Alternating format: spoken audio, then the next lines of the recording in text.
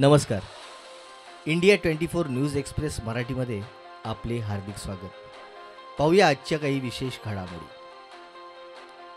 अजित पवारांच्या राष्ट्रवादी काँग्रेस पक्षाच्या वतीने मालवण येथील छत्रपती शिवाजी महाराज यांचा पुतळा कोसळल्याच्या निषेधार्थ आज पुणे आणि मुंबई येथील चेंबूर येथे निदर्शने केली. आम्ही गुवाहाटीला का गेलो हे आपणास धर्मवीर 2 मध्ये दिसणार असे उदय सामंत यांनी सांगितले. नागपुरात चिकनगुनियाचे थैमान. ऐन गणेशोत्सवात एसटीचा संप होण्याची शक्यता. विदर्भातील अनेक रेल्वे स्थानकांचा कायापालट.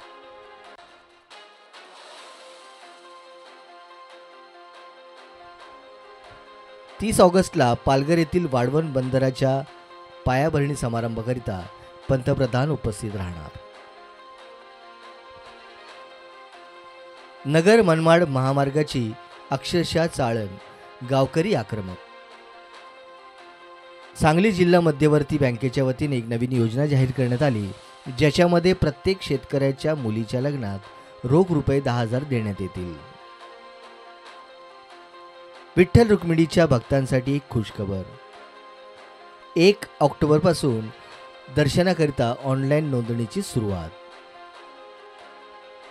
पुण्यात आज एक बनावट टेलिफोन एक्सचेंजवरती पोलिसांनी छापा मारून त्या ठिकाणी 368 सिम कार्ड व इतर साहित्य जप्त करण्यात आले व एक 22 वर्षीय तरुण पोलिसांच्या ताब्यात. Human rights and social activist असोसिएशनद्वारे Vitthalwadi police station, hill line police station, central police station आणि DCP साहेब यांना शाळा व कॉलेज तसेच खाजगी क्लासेसच्या सुरक्षेबाबत काही विशेष सूचनापत्र देण्यात आले. बदलापूरसारखी घटना पुन्हा घडू नये म्हणून सदरचा पत्रव्यवहार करण्यात आला. यावेळी ठाणे जिल्हा उपाध्यक्षा मार्गरेट मोहिते तसेच उल्हासनगर अध्यक्षा श्रीमती शारदा अंबोरे आणि सदस्या वर्षा कुकरेजा उपस्थित होत्या. मालवणमधील राजकोट किल्ल्यावरील छत्रपती शिवाजी महाराज यांचा पुतळा कोसळण्याचे जे प्रकरण आहे त्याविषयीची बातमी. शिल्पकार जयदीप आपटेवर गुन्हा दाखल करण्याची मागणी अमोल मिटकरी व संभाजी ब्रिगेडने केली आहे. शिवाजी महाराजांच्या या पुतळ्यात डाव्या डोळ्यावरील भोवईच्या वरती एक जखम दाखवण्यात आल्याचे सांगण्यात येते आणि याचाच निषेध म्हणून जयदीप आपटे यांच्यावरती गुन्हा दाखल व्हावा अशी मागणी होते. जयदीप आपटे फरार असून त्यांची पत्नी निशिगंधा आपटे यांना त्यांच्या माहेरातून आज ताब्यात घेण्यात आले व पोलीस त्यांची कसून चौकशी करत आहेत.